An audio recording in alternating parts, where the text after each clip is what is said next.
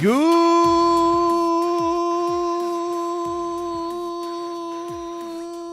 Wednesday morning. It's the main event. I'm going to need a minute here, folks. Get my breath back. Of course, I'm your humble host, Stephen McCollum, and you know him as 17-year NFL veteran, 3-time Super Bowl champion for your Dallas Cowboys. And, folks, he got his tee time pushed up today, so we'll call him part-timer. Dale Hellestrace here, everybody. Good morning, Stephen. How are you? Your voice sounds a little better today. Yeah, I've been babying it. Tea with honey, and I've been babying it the last couple days. I ought to give you some throat massages and make sure everything's working and all that good stuff. That sounded weird, man. I mean, come on, rubbing those vocal cords. I can't do it myself. I have to have somebody else. But yeah, I'm not letting on near my throat. I might pass out or end up in the might choke deathbed or something. Something triggers. Well, you sound better today. I do. I know. It's amazing to see. So, finally. Now, your son, on the other hand. He sounds better, too. Walking around coughing COVID everywhere.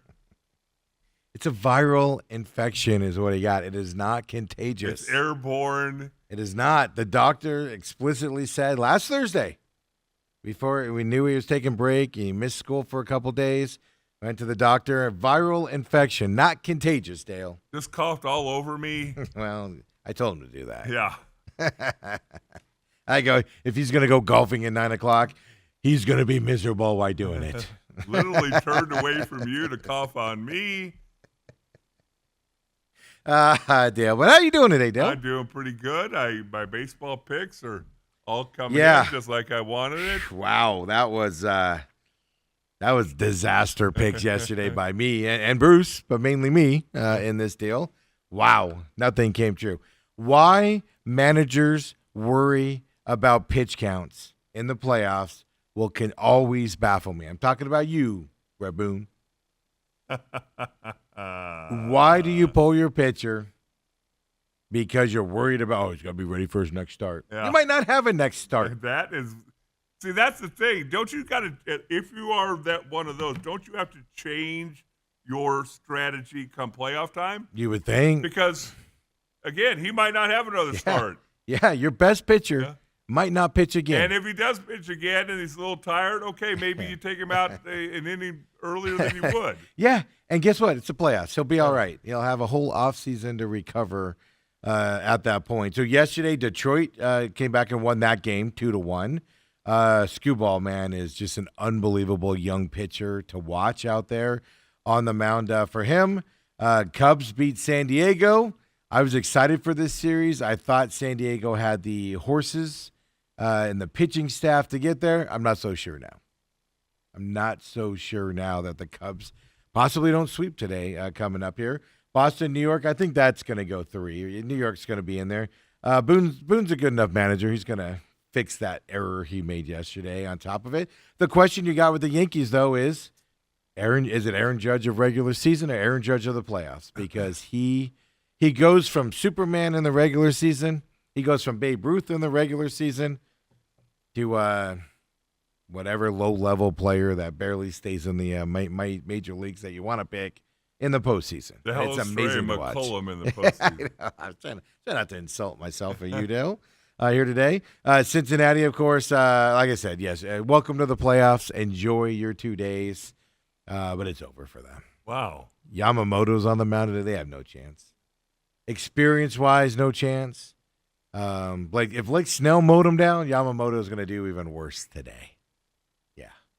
So good for the Reds. Good for them. It might be good the Mets didn't make the playoffs because they'd have the same fate as the Reds anyway. So really, maybe it's good they didn't make it and let the Dodgers go from that perspective. So Coach Sheehan joins us, of course, Wednesday today. I'll talk with him. Dale won't be here for that. I'm tired of talking to 60-0 victories anyway. You can have fun with that. How are you going to make that interesting? They got Cortez today, this weekend. They're not on break right now. They don't get the 2-week breaks like Queen Creek. Desert Ridge plays Friday night. Yeah. Queen Creek plays Friday night, and they're in the middle of break. Yeah. It's always weird, like when you televise a game, He can tell. You can tell. And there's about half the fans that show up. Yeah. Because a lot of people take vacations and things like that. I know a bunch of kids that they're in Hawaii or Montana or something, Right. like on vacation, especially this week, and stuff like that. So, yeah, it's going to be interesting to see how the things comes up here. Who do you have this week? Is this? I actually have two games. Tomorrow night I got Maryvale and North Canyon. Is that the CW one? Yeah. Maryvale and North Canyon. Then Friday night we have Saguaro Higley. Ooh, but Higley's not. Yeah. Yeah. Yeah. Saguaro's not. Ugh. Yeah. You might have 2 nights of fun. I don't. Is North Canyon good this year? Not really. They're not. Yeah, they got a new coach. That's why I was asking. And they're yeah. both trying to rebound and rebuild their programs. And This question was brought up to me, and this is an interesting question, and I don't know, maybe you'll have more of the answer here, but like I'll just point out Desert Ridge here. New coach this year, comes from a successful program, and they're Castile the last couple of years, Right. defensive coordinator, comes over there. How do you build up a program in your first year? You got to deal with the kids that you got there, right? First year is really, really difficult because obviously you're trying to instill whatever your program is. Yeah. And who knows what the other coach was like? Was he easygoing? Well, Was there yeah. discipline? Well, the other side of it is Desert Ridge had a lot of graduates last year, so they're a super young team Right. this year. On top of it, I mean, they just don't have the horses to hold out a whole game. They can keep it close toward the beginning, and then once it blows open, it blows open. Well, But I just don't know in high school because it's not like you can call up other parents and be like, "Kid's got to come here." Go, you lost 66 to whatever all last year. Why does my kid want to go there? right. You know? Exactly. And again, not that coaches supposedly do that. I didn't say they did. Even when they've been entrenched in a program. I didn't say they did. But what's amazing But is they that do. you go and do a game at Hamilton, you look at their roster, and Yeah. it takes 2 full pages. Yeah, and it's kids from like all over the place too, And they got depth, and they bring in the next guy, and Yeah. and all that. Yeah. I used to always say that at SCA, I put out some pretty good starting offensive lines. Mm-hmm. But say my right tackle was Tadpole last year. Yep. He's 6'3", so he's 6 foot, really 250, but a beast. If something would happen to him, I'm bringing in a 5'9", Yes. 150-pound dude. Yeah. They literally at some of these high schools are bringing in probably a better player behind him. Yes, or equally as good. Yes, Maybe yes. just younger, things like Yes, that. So yeah. depth is the biggest thing at some of these programs. Yeah. But no, it's really difficult if you're a downtrodden program Yeah, especially in this day and age. to try and flip the script because these kids are making decisions in 8th grade about where they want to spend the next Yeah, I mean, I talked to a kid, it had to be a year or so ago. Now, ALA Queen Creek's struggling this year, Okay. but they have a guy there named Max Hall. Yeah. He's got some contacts and stuff like that. This kid was nowhere near ALA's Queen Creek boundaries. Okay. And he was, hey, I've been talking to them about transferring to ALL Queen Creek for my high school career and stuff like that. Right. The kid's like in 6th grade, 7th grade. Yeah. And I'm not saying Max Hall was doing it. I'm just saying Max Hall is at that program, so he's Well, big they've been name. in the open. Yeah, big championship name, a couple years. big name stuff like that. Yeah. Struggling this year, Right. stuff like that. But this isn't, like I said, this isn't like a program where you're like, who's that coach? Who's the Right. coaches there? They have named coaches, is what I'm getting at. And I didn't mean to make it sound like he's nefarious, but I mean this kid was like in 6th grade, and he's like making his junior high and high school choices now. Where he wants to go, so he can get into the program and stuff like that, and things like that. Well, a So lot of these programs, they have club teams. yeah, well that's that the point. feed The into ALA their schools. ALA has that. They start the kids in young Pop Sixth, Warner, seventh grade, yeah. and then boom, you go through the system to get up to that point. That's why I use that example as Right. opposed to. Does Liberty in those schools have that Yes. same stuff? They do. Yes. Yeah. See, I didn't know that. Yeah. I know it's- SEA obviously they're looking at their JV squad and stuff like that. Well, they 'cause also those have are the middle futures. school, Yeah, and that yeah. used to be. That's one thing that's Yeah. changed over there is we had a middle school program, tackle football, Yeah. and ideally, your best players go from 8th grade Yeah. to the varsity program. Yeah, absolutely. Move right But up. what happened for a lot of years is that our best eighth graders would go to Notre Dame, Go to a different one. Pinnacle, Yeah. or Horizon. Yeah. And so now you're keeping a few of those guys. Yeah. Well, that's the hard part. So that's the thing. Like, so for the new coaches and coming in, I mean, it's just what do you do? But that is a question I've been asked that by several people. Yeah, Like, oh, we got a new coach and it's worse this year. yeah.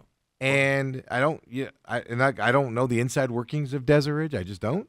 Be nice if You just know the parking situation. it'd just be nice if coach and the a-hole that keeps hitting my car every time he parks next to me and leaves red markings on it every time I go to Desert Ridge and park there. Oh, Yeah. I haven't heard about. Oh yeah. this. Well, because I fume about it. It wipes off, but I'm getting tired of it. I'm getting tired of whatever punk MFer that can't park in a parking spot in a high school parking lot for a football game constantly hitting my car. Is he always parking next to you? It's the same shade red, man, every time. Same shade. I think he's doing it on purpose at this point. I pissed somebody off at Desert Ridge. Probably a coach, to be honest with you, Dale. Well, it's funny because it takes me 3 or 4 times to pull in one of these little parking spots. My car isn't as long as yours, and we have to be careful where we park here too. And then you kind of stick out a little bit. Yeah. Today I pulled right up against the wall. I was like, I'm squeezing this bad boy in as close as possible. I have the camera out. I'm using the camera to get as close as possible. I'm talking about the line. The side lines. Yeah. I know. Yeah, I kept backing up, going Yes. back in, and then it's a slant, which makes it worse. But that's the thing I think about. And like I said, it's been a question that's been asked around that. We got a new coach. He's supposed to be good, and we're worse off. Yeah. And so you got to factor in all that stuff. But like you said, I'm more interested in seeing what year 2 comes. Right. Because one, the program's different. Kids will be older at that point. But also, he's got relationships with families and kids. And you're not going to leave, like, just for this example, you're not going to leave Castile, who has a better than average high school program right now. You're not going to leave that and then go to follow a coach to Desert Ridge and get your brains beat in. No, you're not. And then the other thing is, I just remember, like, when Sheehan came in, when he got hired. He got hired, like, in March, I think.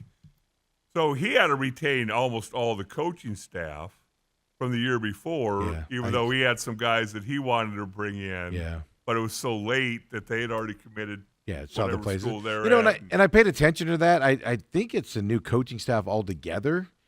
Desert, there might be some over there, but I don't recognize a lot of them. So, and I didn't pay attention to the names last year, but yeah, it's just fascinating. How do you grow a program? And then you run into, like we talked about this with Mesa. Mesa's landlocked, and it's an older community now. Right. It goes through those ebbs and flows.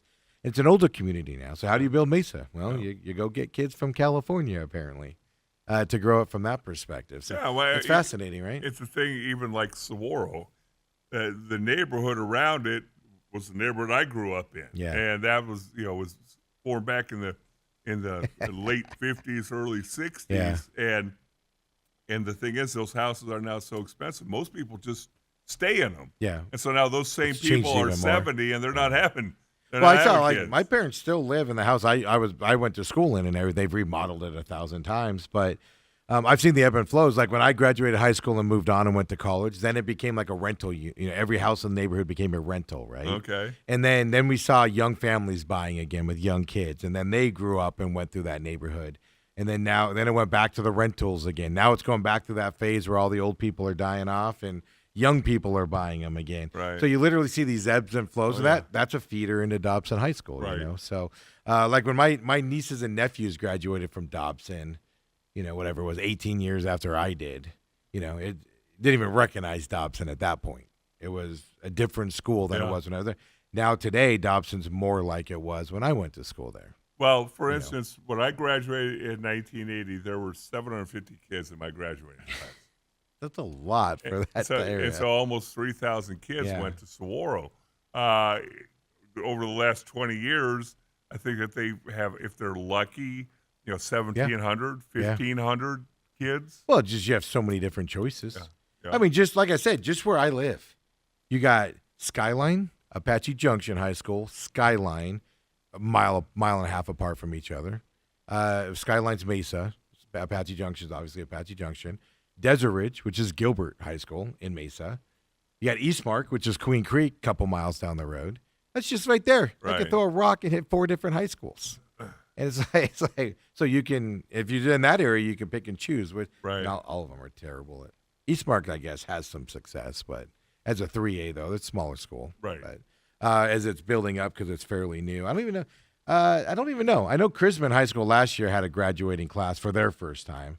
So Eastmark has to have a couple by now because Eastmark's a couple years older. But yeah, it strumps it out and moves it around. And don't even get me started on the elementary schools around me. You could choose between 70 different elementary schools. Really? Yeah, it's ridiculous. Okay. It's ridiculous. Now, do they have elementary, then middle school, then high school? Queen Creek does it to where junior high and high school are on the same campus, separate buildings, but same campus. Okay. Desert Ridge is the same way. I'm pretty sure junior high is right there with them as well. Because I know, And Skyline, I know. again, is. when I was growing up, Mesa had junior highs that were that's the way it was for 7th, me. 8th, 9th. That's the way it was for me. And then they went to high school as sophomores. We were through 6th elementary. Then I went Hendricks Junior High for me, 7th through 9th, and then 10th through 12th was Dobson. Yeah. And in Scottsdale, you graduated 8th grade from elementary and you went to high school. Really? So it Old was school a little back different then. back then. Yeah, now they all just push it all together on that side. So, Adam Schefter, 14 minutes ago, Dale. Uh-oh.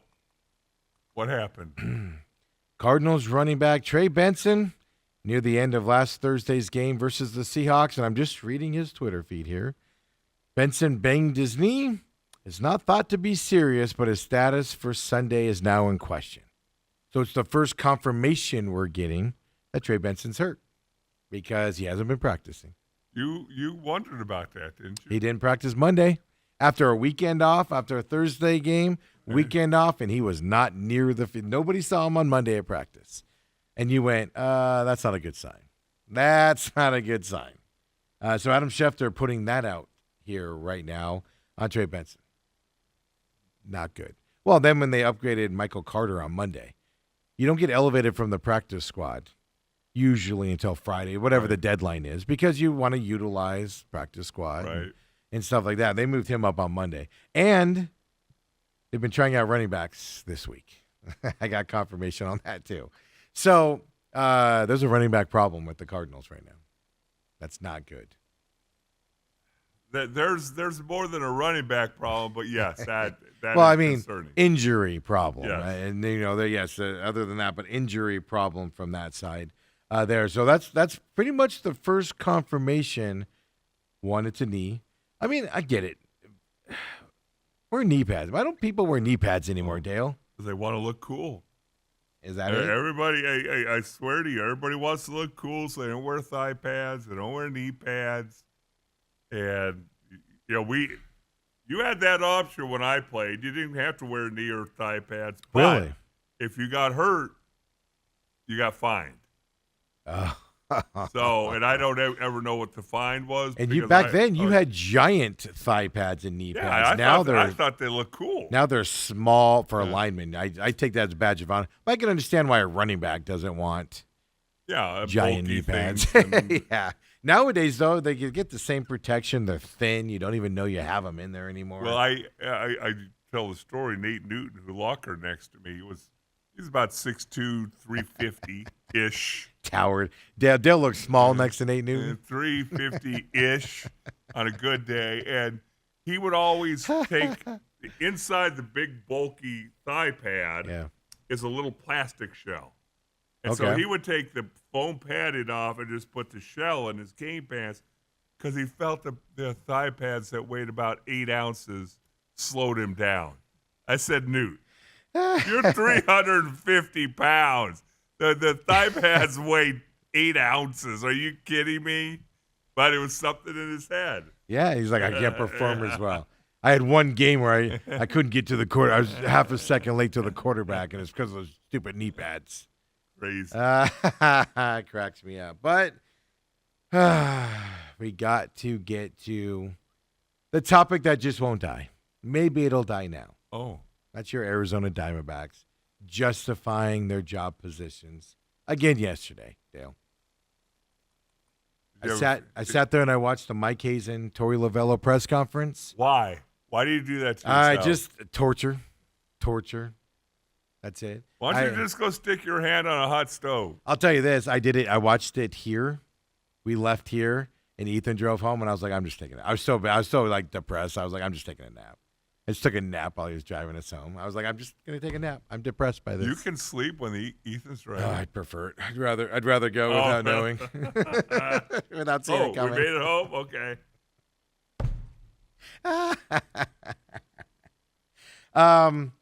It's just all it does. And Luke came back at me on Twitter and said I was unfair by my analysis of the press conference. Now, Lou, of course, he's a big Torey Lovello fan. Lou doesn't study the teams like we do here. We're opinion hosts here, so we give our opinions out there and stuff like that. But Mike Hazen has zero issue with the way this team is run, and nobody's checking him on it. Mike Hazen has I told you guys a couple months ago. I was told 2-3 months ago, Mike Hazen's job is safe. Period. End of story. The person I talked to said, period. I'm adding the end of story. Which told me, and that's when I started coming back in here and saying Torey Lovello's staying as well. They are a package deal, folks. Mike Hazen has his yes man. And if Torey Lovello wants to be a yes man the rest of his career and be known for that, who am I to say no? He's going to make a lot of money being a yes man and taking the arrows for Hazen. But it just reiterates the fact, you're Arizona Diamondbacks. Keep this in mind. You had 50,000 more people show up at the stadium this year than the year after the World Series. You supported this Diamondbacks team with their errors. And you can say injuries are. They keep blaming the injuries, Dale. This team sucked before the injuries infiltrated this team. This team was not good in April and May, folks. You can't argue the fact that they got off to a slow start. Now, that's at least the second year. I can't remember the World Series year if they had a slow start. I think they got off to a hard start, but that was that July where they couldn't win a game in July. Yes. I think they actually got off to a hot start that year, if I remember correctly. Yeah. But the slow starts, we've talked about that. But there's no way that you can possibly say that this team would not have won 10 more games, 8 more games, 5 more games if you had those three pitchers, Martinez, Puck, and Corbin Burns. But you can't. But you also didn't win those games when you had them in April and May. Well, that's because their off-season program they're amping up. I didn't cut the bit out on this. I didn't cut him saying that. But Torey Lovello did say yesterday, and do you believe him? Because I don't. He said, we're going to change our offseason regimen. We're gonna go into spring training with the focus of starting hot next year. He flat out said it yesterday. At least they're addressing it. That's my argument. I mean, they're saying it. They're saying it. Are they going to do it? Because these last couple of years, we have made so much fun of them here by saying, we got to wait for the playoffs. We got to ramp up into the season. So at least give them credit. They're saying the right things now. I will give them credit for that. The thing is, and I think I brought it up last week with Paul Goldschmidt, obviously one of the best Diamondbacks ever. Yep. But notorious slow starter. Didn't start hitting and doing everything to June? Yeah, notorious. And it wasn't like a 1 year and then 2 years were fine and then another. It was every year. And it's like, well, try something different in the I don't know what you do, but try something different. Well, that's the thing. That's my issue here, right? Because I was watching a national broadcast yesterday or the day before about the Diamondbacks. And it was, have some pride in your regiment. Yeah, your manager, wants you to not ramp up for the season. But you start in April. Right. So why aren't you ready to play in April? What are you doing in the off season to be ready to play? That's the onus of the players. And the fact that the players don't do that and they're so open, Zach Gallen's a perfect example because he said it last year, 2 years ago when he was missing starts, I got to be ready for the playoffs. The organization is putting that into the players' minds and telling them how to do that stuff. And so at least now, I'll give them credit on that. At least now they're saying the right thing. Yep. Our goal is to come in. We're going to change what we do. We're going to be fired up. We're going to have our goal of a hot start next year. Yeah. And that's exciting to see because that hasn't been their stance the last couple of years. So at least they've made that change. At least they're saying they're going to make that change. But it goes to your point. Have some pride as a player. I would think again. Hey, if you're a 10-year veteran and you at your 7th year you have an off start to your year, okay, well I'm self-evaluating. What did I Yeah. do different this offseason? Yeah. Or maybe I didn't do anything different. exactly. I just got out to a slow start. Yeah, exactly. Slow starts happen. Yeah. But I am more and more and more and more and more convinced it's the organizational side forcing the slow starts on these guys, purposely holding them back. That's been my complaint all year. That's why I have the phrase, let the players do great things. That's all we're asking. Let them go deep in the sixth inning when they're starting to teeter a little bit and they're looking tired. Maybe you let them stay out there a little. Maybe they get out of it, and it's going to be this fantastic end of the inning we're all going to talk about and put them up on this pedestal, and we're going to consider it a great outing, And the Diamondbacks, on the other hand, go, it's all right. Tap it back a little bit. So I will give them credit on that before we go into this. Mike Hazen, I got 2 clips for you, one from Tori and one from Mike, and these are the 2 things that kind of stuck in my mind here. It was a lot of justifying moves. Mike Hazen took the blame for not having the bullpen. At some point, Cam Kendrick and Derek Hall have to say, this is the 9th year of not having a bullpen, guys. Right. What is happening with this situation, right? And stuff like that. Well, haven't they had? They've had closers that last for maybe half a year. That's the thing. Then they fall apart. Yeah. But it's because you're not going out and getting Aroldis Chapman. You're going out and getting Paul Sewald, who has a great year with another team, but he doesn't have that sustained success. And then, boom, what a shocker. He falls off in June, right? So those are the guys you go get. It's that whole shopping at Ross conversation, right, that we have here a lot like that. You're not going out and getting the bona fide closer. Padres went out and got the best closer, Miller, from the A's at the trade deadline. Diamondbacks don't do that. They go get the second or third, fourth best closer. That's probably toward the end of his career. That's who they bring in. Well, when's the last time that they've gone into a season and said, this is our guy? Sewald, 2 years ago, last year, was it? And how did that work out for him?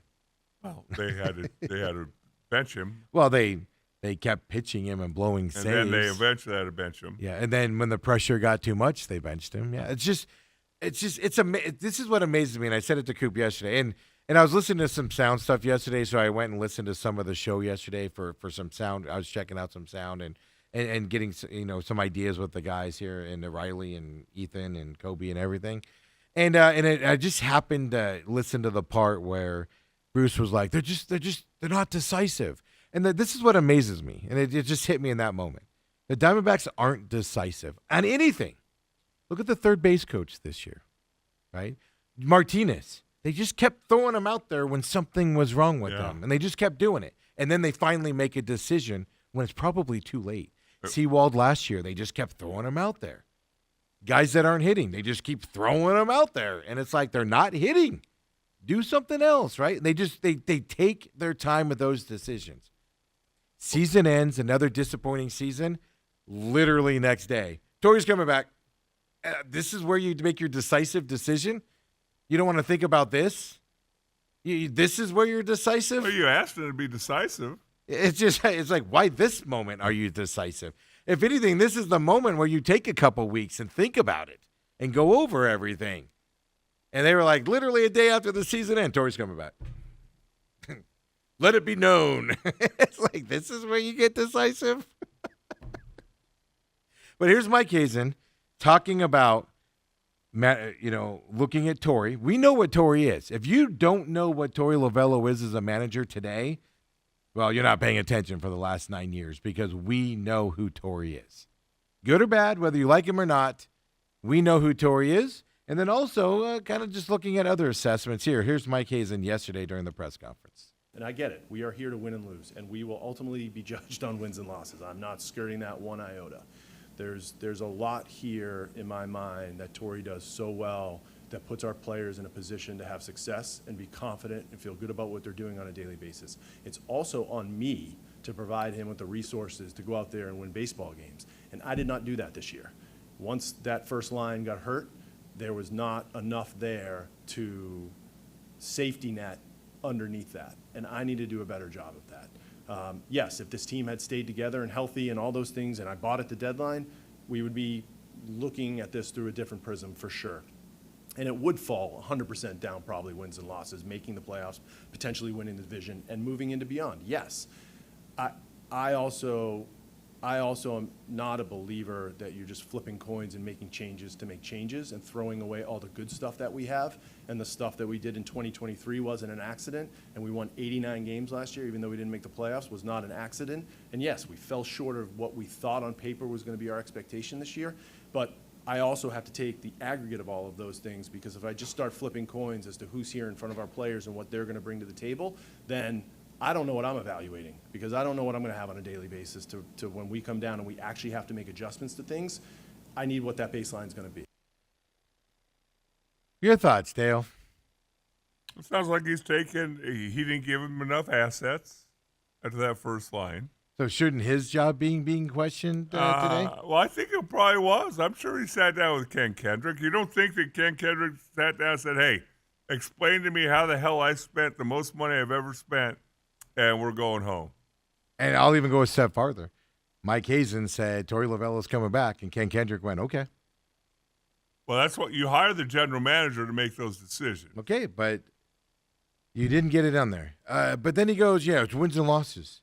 You know. Oh, let me ask you. Let me ask this question this way. Looking at the Diamondbacks as a whole, what is the problem area on the Diamondbacks today? First base, third base, player-wise, you have some base openings. What are you doing with, are you moving? Blaze going to be your third baseman? Is Lawler going to go to the outfield? You have those player questions, right? But I'm just saying, take a step back. End of the season, the way it ended, what is your biggest question mark going into next season? Don't go into the weeds with first base, third base position, stuff like that. Look at the Diamondbacks. Players, coaches, look at it from the macro level here. What's your biggest concern about the Diamondbacks going forward? Well, my biggest concern is easily the pitching staff.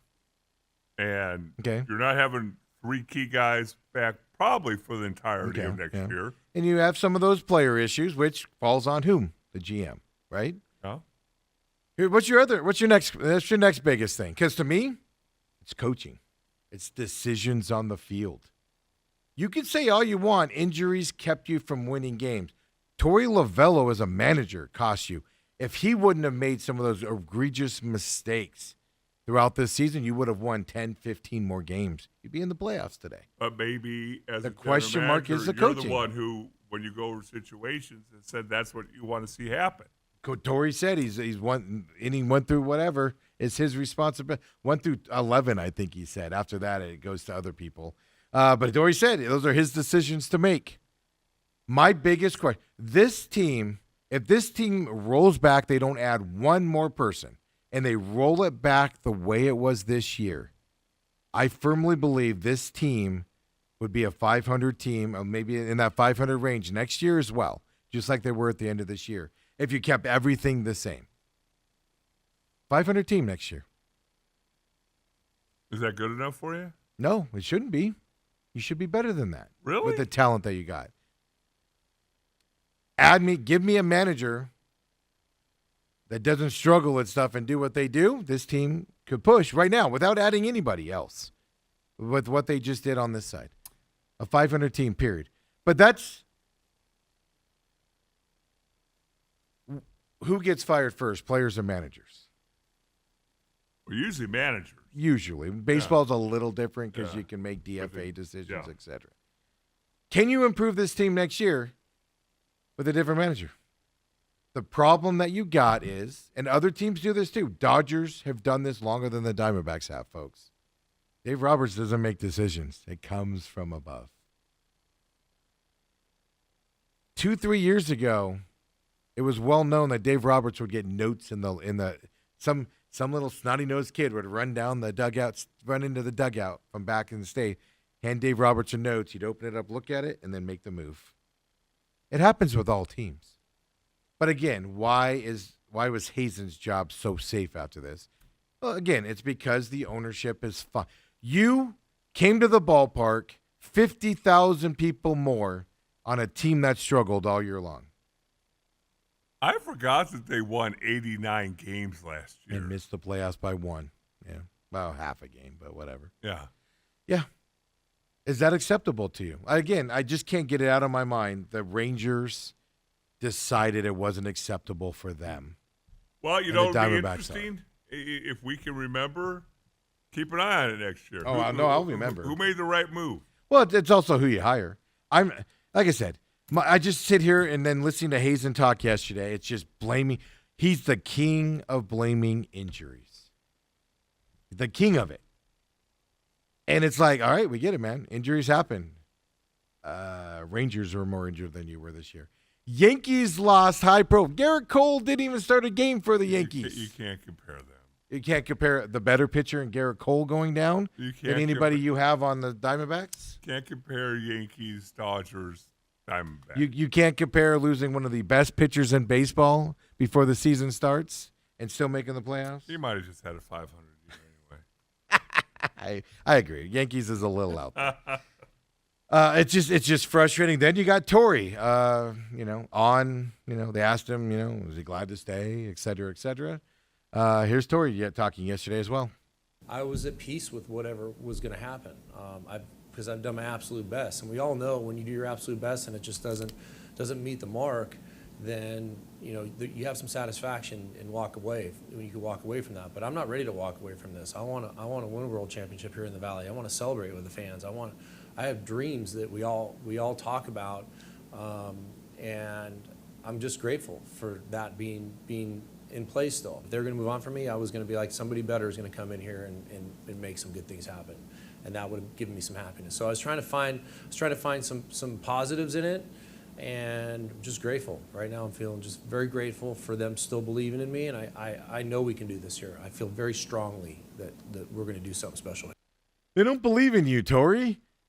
They believe in you because you say yes to whatever they want you to do. No, they believe in it. That's why they want you there, Torrey. They want you there because you're just a yes man. Yes, boss. Yes, absolutely, boss. You know what? I think I might clip that, and because that's the talks I give to my kids. You're at peace with the effort you put out there, that you can deal with the circumstances. That's issue number 2 that I got. You've got to. He's acting like he did everything right in his power this year, and it had nothing to do with me having issues. It wasn't me. That's not what he said. It wasn't me at all, guys. I'm happy. I would have been happy walking away because I did everything I could possibly do to do the right thing. Have some self-reflection on your mistakes this year, my man. The way that you interpret press Have conferences. some reflection, Torrey Lovello. He's all, I did everything in my power to put us in this situation and be there at the end. I'm not going to lose any sleep on how I managed this year because I did an amazing job. And if it wasn't for me, we wouldn't be there. And so I would move on and I would be fine with it. You're unbelievable. Oh, that's funny. Come on. It just... Well, hey, at the end of the day, if they're going to run the organization that way, then yes, that gives Torrey a leg up on bringing somebody new in here and not knowing how he's going to respond. Exactly. That's the problem. I've said Torrey's not the problem Torrey is a problem, but Torrey's not the problem. Right. It comes from above Torrey. Yes. And if you don't understand that, you're not paying attention. So I don't have a problem with Torrey coming back. It's just you need the culture change. Now, I also yesterday, things I didn't hear. I didn't hear Mike Hazen say, we're going to continue to improve the culture of this team. We have young guys that want to play every day, even when they're injured. We have other guys that don't. We need to improve on that. Nothing. I'm phrasing it differently than he would say it, but nothing on that side at all. And it's like Mike Hazen, make no mistake about it, Mike Hazen, or we call them the nerds of analytics, they choose and they've set the culture of this team for certain players. I'm not going to use the word soft I'm going to use the word casual. That's what I determined yesterday I was going to use. Allows players to be casual and lax in the situation. Anybody watch playoff baseball yesterday? Was there any casual going on out there? No. I think with the Reds. No, they were trying hard. It just, Oh, they they just were. outmatched. Robert says at TME Sports Show, don't forget, tag us at TME Sports Show. Hit us up on the text line, 623-252-6670. Well, before I get to Robert, Autumn timed this in. The amount of people, and I get it. Like if you're watching us right now, first of all, thank you. I know a bunch of you have found us on the YouTube page for the clips and everything. So thank you for that. Obviously here at Robat TV Live, Robat On Demand as well, the free podcast system. Thank you for finding us. But if you're a casual, right, you have your day job and everything, you might not have gotten the hints in the conversation that Torey doesn't make decisions. It's coming from above. We've been telling you that outrightly here. I know at other places they kind of hint about it. We've been flat out telling you it's coming from above for months now, right? And that. But then Autumn, found this clip where she says Torey straight up told us that it was management by group consensus. Remember when he wasn't able to name the starting pitcher at the beginning of the season? Remember that fiasco that everybody kind of made fun of him on that? So this goes back a long time. But even like Bruce yesterday, I'm not knocking Bruce. He's retired, living the fine life right now, right?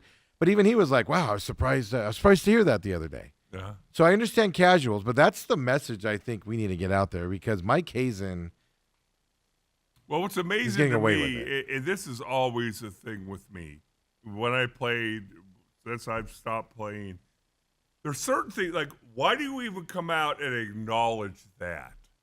So say that goes on. I'm going to talk to 15 people and you take a straw poll on who starts. Why are you saying that? well, that was always my thing. Like, as a manager, and you go, well, I talked to 15 different people, and they all gave me different answers. Right. Why are you acknowledging that? Like, when I was in the corporate world, I ran stuff by some of my best employees to see what they would think about it or whatever. But I didn't go to the boss and go, yeah, everybody voted, and we decided we're going to do this instead. No, you make it, you're the guy. It's your responsibility. Right. You take the words and stuff, but to announce it, that you're right. You're 100% correct on that. It's just, why do you keep putting it out there? I think at the end of the year, Torey was just tired of taking all the arrows. Because it can't be easy. You get paid to do it. But it can't be easy to decisions made. It's out of your hand. They tell you. Well, I'm sure Marte's not playing today. You put him in the lineup, but he's not playing today. Take him out. And then you have to go in front of the media. I'm sure that he, in his mind, go, okay, I'm not this brainless knucklehead. And at some point, I got to come out and say something. Now, I will put this. I really don't care what the general manager says. The clubhouse is the manager and leaders of the team's responsibility. Okay. And if there's a softness in there, if there's hey, I don't feel 100% today, I'm going to take the day off. Okay. That either comes from the manager and is allowed by the manager, or the leaders of the team, which, again, I don't know who you could point out on this team that you'd say. Nobody's stepping up to Marte. That's the guy who's going to go and talk to somebody and say, hey, we need you. Let's get you. Well, that's the thing. Blaze Alexander ain't doing it. No. Baseball's the one sport, like football, you could see, maybe not a rookie, but you can see a good player that's younger probably step in and get a coalition of veteran players to kind of be like, all right, this is how we do things here, right? Kind of a deal. The wide receiver from Minnesota Vikings all those years, Chris Carter, even when he was young in his career, he kind of ruled that locker room. Was like, this is how we do things here, and he was able to do it at a young age. But baseball is different. A young player, Blaze Alexander, Lawler, maybe even Corbin, isn't going to be able to sit down with Marte and say, this is how we do things. You play when you're not feeling well. And then, the manager takes that. But the manager's not doing it. But it goes to your Dion thing. Maybe Marte goes directly to Hazen and goes, I'm not playing today. I don't feel well. And then what do you do with it? What are you doing at that point? Nothing. You're just going, okay, scratch. Well, then it's imperative on Hazen to say, hey, this is one of the changes we're making this. That was one disappointment. I didn't hear Hazen address that angle at all. Because you're blind and you're not paying attention if that's not an issue around this team. I will say this. I saw a lot of players heartfeltly say that they hope Torey comes back. The players do like him. Yeah. When they play, which also tells me, Dale, it's above Torey Lovello. And they play hard for him. There's certain things you can't argue about Torey Lovello and The- its effect on the The Diamondbacks. young guys play hard for him. I'm going to put a caveat on that. Veterans have not. Who do they struggled. have that you consider an older guy other than Marte? Marte. That's my point. Yeah. Well, Martinez, Puck, Corbin. We don't know how that worked out this year because obviously they got injured. Right. But no, Marte. That's my point, though. The one veteran guy doesn't have the respect for Torey that the younger guys do. At least visually. Let's put it that way. At least visually. And that's the most important guy to have it. That's the guy you need to have it. That's why, and I've said it, I have actually heard some other people whispering about it. Number one, who could you get the most for in return? Yeah, him. Other than Marte. And only him. And we see, one of my buddies brought up, the Buffalo Bills have become infinitely better since they traded Diggs. Yes. Now, Diggs, Yeah. the wide receiver, was a supreme talent. And he's struggled everywhere else he's been. It was supreme talent, and yet he was a drain on that locker room, Yeah.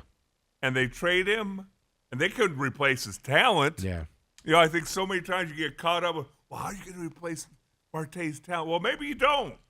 Maybe Yeah. the guy who replaces him hits 275, but plays every day, and he hustles. And That's the thing. there. You get effort. Yes. And he's out there every day trying hard and stuff like that, right? I would take, not in terms of talent, let me be clear on this. I would take Tim Talwa as our starting second baseman going into next year because in the locker room, he's going to be out there, he's going to try hard, and you have somebody else that can fill him in. That might be something you would take because you'll get that mental softness out of the Diamondbacks And locker do room. you at that point. think, because I've also advocated for trading Devin Booker where the Suns are after last year. Yeah, and you're nuts on that. You're crazy. Do you think the fans would what was that? Certain fans would revolt if you traded Marte. Certain will, because look, he's one of the best second base, rightfully so. But those fans are wrong. I think they get over it. I think that's the problem. If you trade, let's say you trade Marte in November or December, you got 2 months of fuming until you see what you replace him with, and you're not going to get the same talent. But does the locker room change, like you said? So it would be a couple. It would be a very tight, very uncomfortable time frame with people saying that, and when it happens, until the season starts and you see the attitude change and stuff like that. Look, I get it. Jerry Jones traded Herschel Walker. Now, he was on the downside of his career, but still a really, really good running back, right? How many times has Eric Dickerson moved on in his career? Right. How successful he was. And I'm not saying they were cancers. I'm saying sometimes to get where you want to go, somebody's got to be the adult in the room. Well, And this is the other side of it. Diamondbacks have 2, if not 3, of the best players in baseball. Like I said, if you want to throw Corbin Carroll into that, I probably would. But Perdomo, one of the best shortstops in the game. Right. And Marte's, if not the best second baseman, one of 2 or 3 in that point. You can unload a superstar at this point. One of those 3. And you still have 2. What I'm saying is if you can get enough back, Yeah. which obviously you think you could. Yeah, but we just saw the trade. Like Locklear's not working out. He's not ready. Name one of the guys. Now some of those pitchers look good at the end of the season here, but I don't know if you trust. Do you trust Hazen to make some of these moves, Dale? In terms of talent, you're getting back.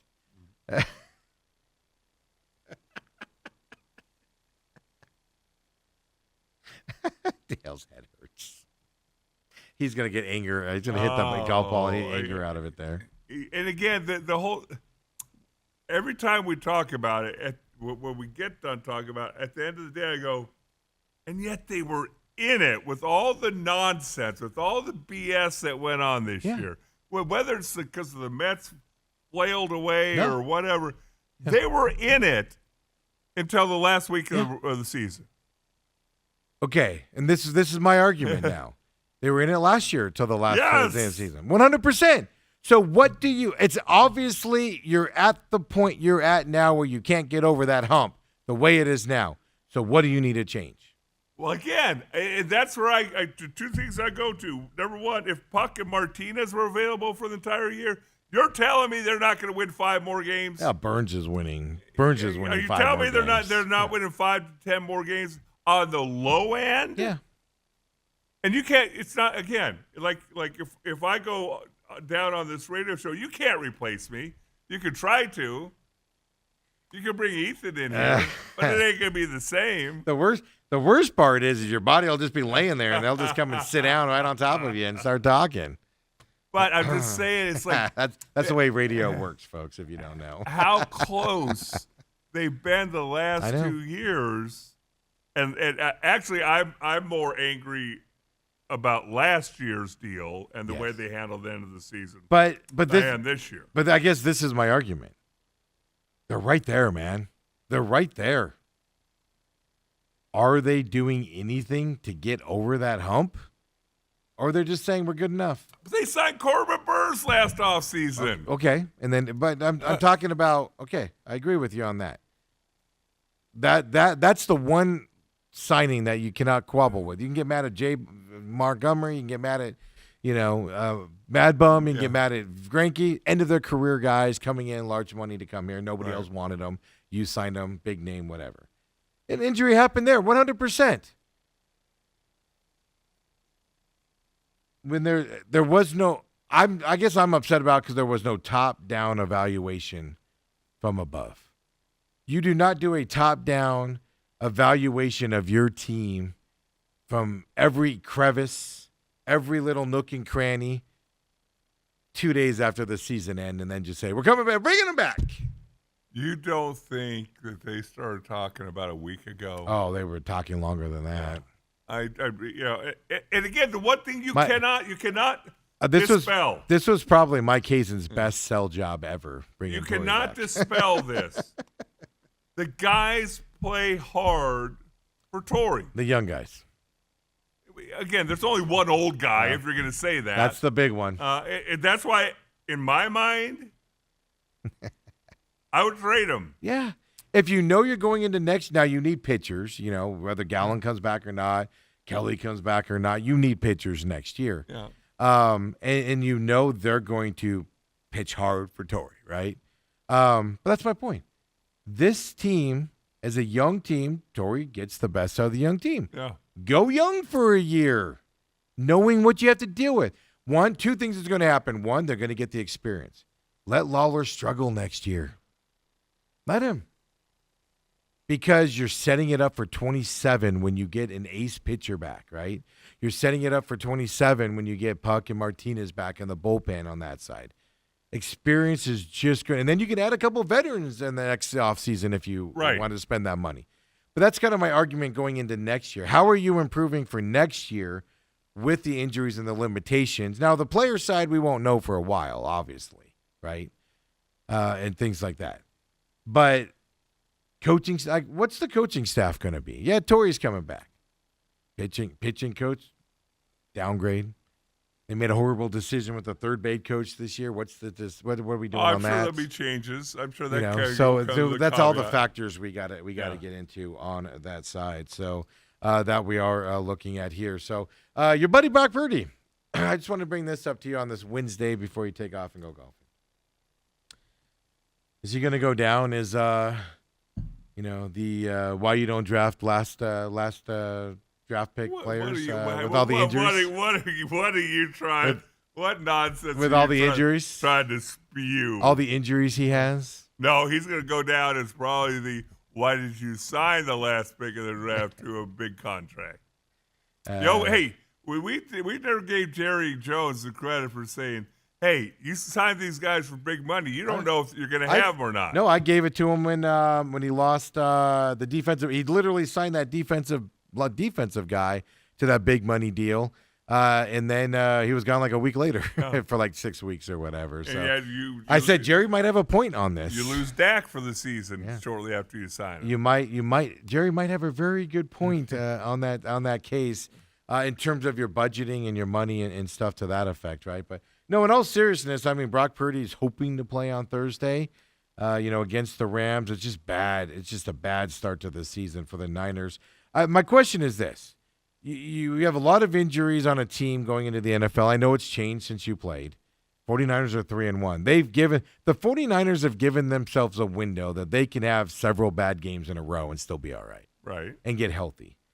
But when you have this many injuries to start the season, do you ever get healthy? Well, or is that's it just the thing. always the worst? Is it turf toe for Purdy? It is. And he re-injured it last week. Yeah. So, again, one thing is, I don't care if you play all 3 preseason games and you go through gauntlet drills and all that. That's not going to prevent you from hurting your big toe. Yeah, you're going to stretch that ligament. Yes. If Get it gets stepped bent, on. if it gets bent that way, it gets bent that way. I mean, I think they'd be absolutely asinine to play him On a Thursday night? Yes. I agree. Yeah. Especially against what looks like a really good Rams team. Yeah, let that thing heal for 2 weeks and then see, because Especially since he's re-injured it already.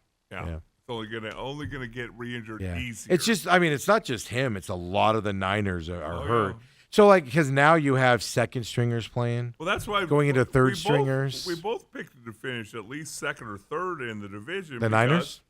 The Niners? I have them third and fourth. Yeah, I think I have them third, and it's all because I'm injuries prognosticating the older team getting banged up. Yeah, and it's that's what I think I have the Rams fourth, but like I said, I expected them to be more injured than they are. That Stafford's back. Yeah, right. Yeah, that would what they should be fined for that garbage. Same thing with Micah Parsons. There ain't nothing wrong with Micah Parsons' back. Let's get real here. But no, it's just, the more you think, the more I was thinking about it yesterday. I was watching some stuff leading up to Thursday Night Football and stuff. It's just now you're playing second and third string guys. They're going to get dinged up. They're not going to be fresh here when you need them later on in the season. You'll get some of the starters back. It's like I don't think you ever recover from being injured in a season. When it starts early this year, when it's a lot of guys, you're always going to be fighting that proverbial injury bug, which just leads you towards, as the season goes on, a faltering type of a situation. I might be making it simple, but I don't know. It's just trying to evaluate the Niners. If I'm a 49er fan, I'm concerned. You're also got a lot of mental issues too. But if you were a Niners fan, that was for you, CK. Dale, go hit some golf balls. Played well. To talk about that 72-0 victory with SCA, just tell Mike I'm tired of talking about blowout wins. I'll stay around on Wednesday when they lose. Robert says, I would think you would get more from Marte at the winter meeting than the deadline deal, but Hazen only dealt one star player. That did not work out so well. Not wrong there as well. I don't know if I have faith that Hazen can make a good deal for Marte and get the most out of him. Well, if you're bringing him back, you better trust him. And that's the problem. They're going to keep him till the trade deadline again. They're not going to do it in the offseason. They're going to wait and see how next year goes first before they have I don't know. Maybe they've had enough. That is true. Maybe that's Lavella Torrey. walks into his office and I've had enough. Torrey goes, I'm only coming back if you get rid of Marte. Yeah, me or him. And they go, all right, Torrey, thanks for all your things. We'll see you later, buddy. Dale, get out of here. Coach Sheehan coming up next. Top of the hour. Of course, we'll talk SCA. I got some WNBA stuff coming up. Mercury start their finals championship Just run like here I prognosticated, on Steve. Friday night against you Vegas. You told me there's somebody in the room who said they're not a championship team. I said it would be an upset for them to get to the I wasn't sure if they were the level of the Lynx, and the Aces aren't at that top level either. So we got two good teams coming up for the finals, folks. Woo-wee. Start on the road, by the way. But we're going to talk some interesting comments by players. They're attacking the leadership of the WAVA. I saw some of that. This cannot be good. Woo. Come on back, folks. The main event.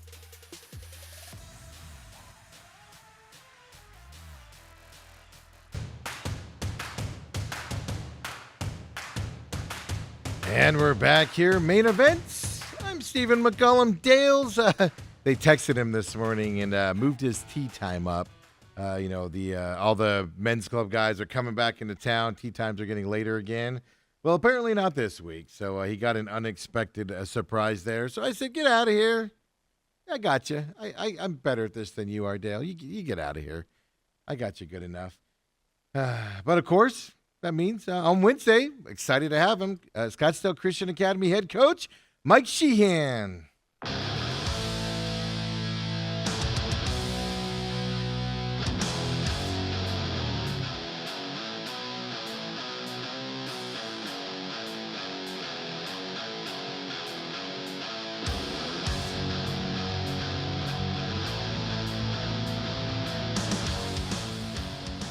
And this is the test, if you didn't know. Mike, good morning. Are you messing with me? I'm not. I Oh, there you are. promise I'm not gonna Okay, hear there you you now. are. Okay. We're in our All new right, all right. studios here, and Dale had to take off. He said, "Quit winning and blowing everybody out." He doesn't want to talk to people that blow everybody out all the time. That's fair. So That's fair. yeah, so he took off. But yeah, you're our first Zoom test, I guess we should say, here at the new studio. So working out good. So that's excellent. Look at that. It looks good. You got a nice little background there. It's slimming. Yeah, It's slimming. it actually overlooks the downtown cityscape here. I use that for the business show. So yeah, Oh, so it's awesome. we're in a new That's cool. area. We're basically downtown Phoenix now again, and overlook everything. And with our this is our new studio, temporary setup here at the new studio while we're waiting for stuff to come in. Yeah, when you stop big time and us, you'll have to come down and see the place sometime. I always have to be at the school at 11 or 10 right now after this. I know, So I'm I joking. promise I'm not big time. I'm love it, joking. so. I know. I like to give you a hard time. So, first of all, big win last week. We'll get into that here in just a minute. But overall, man, you're just over halfway through the season. I wanted to give you an opportunity to talk about your team and overall what you think about them here after the this first part of the season is over. Honestly, pretty proud of them, right? So it's like it's hard. I talked to the boys the other day, and we thought we were going to be challenged a little bit more than we were. But I feel like up until this point, I'm extremely proud of them. And I think we've talked about it in weeks past. It's very hard to coach a team like this. There's a lot of talent on this team. There's a lot of kids that want to be challenged. They want to be playing tough schools. We did do that as far as scheduling. It's just not played out that way. But I think the way that they carried themselves and the way they've done is pretty awesome. Sean, our quarterback, got an offer last night from I think it's Lakeland. Was it Lakeland? I believe so. I Lakeland- saw it. I Lakeland saw him University? post it. Yeah, he's got a couple of them Yeah, now, so- right? Yeah, that's his third. Joey Casasilla has offers. Isaiah Steffen has offers. Martine's close on one. Everett's close on one. Looks Lakeland like University is who it was last night. Lakeland. Yeah. Cade McKee, one of our offensive linemen, looks like he's about to get one. So I think we're, if at the end of the day, I'm super proud of these kids because, they work hard for each other, but they do want to go to college and maybe give themselves that opportunity to play. And now at SCA, I think we put ourselves on the map a little bit, and there's a lot of places looking at us, and there's a lot of people recruiting our kids. So I'm really proud of them up until this point because it's hard because they've only played half games, right? So I feel like a lot of our teams played full games, but a lot of our main players, starters, have only played half games, and they've reacted to it well. Sometimes that's tough because you're not being challenged, but we're in challenge season now. Obviously, I have Cortez coming up, which is we'll see how that goes. But we have PC after that, and I secretly love it because we're now the underdogs again, and they're above us in the PowerPoints and some rankings. So I'm really happy about that. Yeah, the PowerPoint thing just amazes me, and how they calculate. Nobody knows how they calculate and where it's at.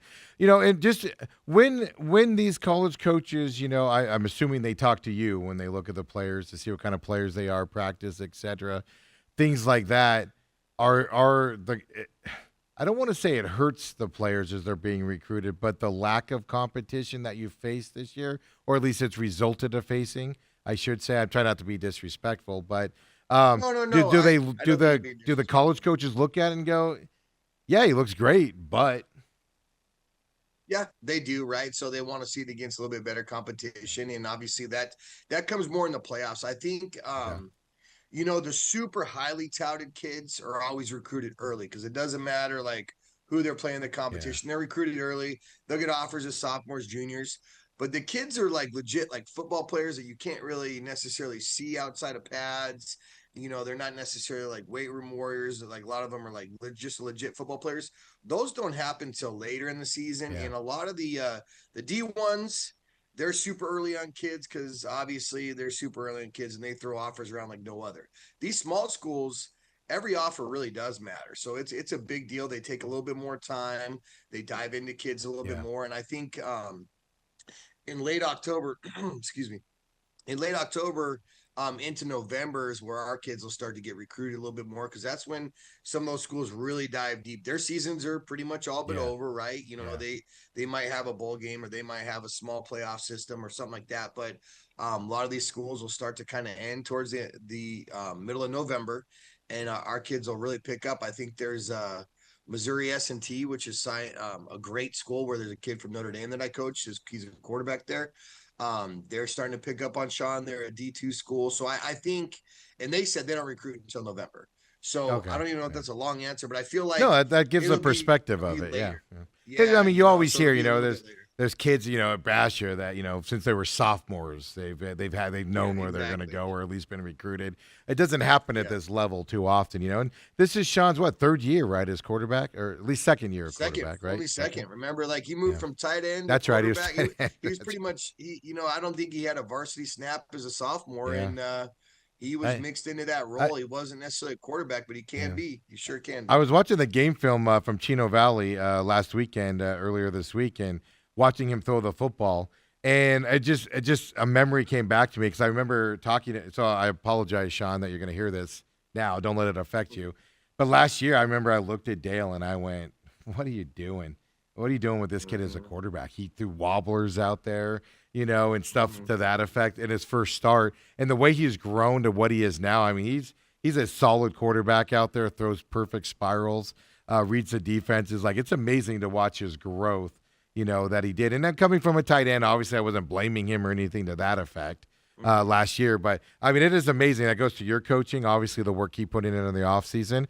I mean, he has 1,200 yards, 17 touchdowns this year, playing basically like getting pulled in the third quarter every day. Or at least a lot of times just handing the ball off as well, Exactly. And one interception only, right? So it's like he's done such a good job. And it's like and I don't know if it's accredited to our coaching staff, right? Like, if you can see talent, it takes a little bit to develop, right? A lot of these kids are playing from when they're younger, and they're specifying in junior high what positions they're going to be, and they feel like they're going to do that through high school and all that stuff. And I feel like if you give kids a chance and you kind of like have an old school type feeling, maybe, I don't know what that is, like give somebody a chance, move people around, do some different stuff.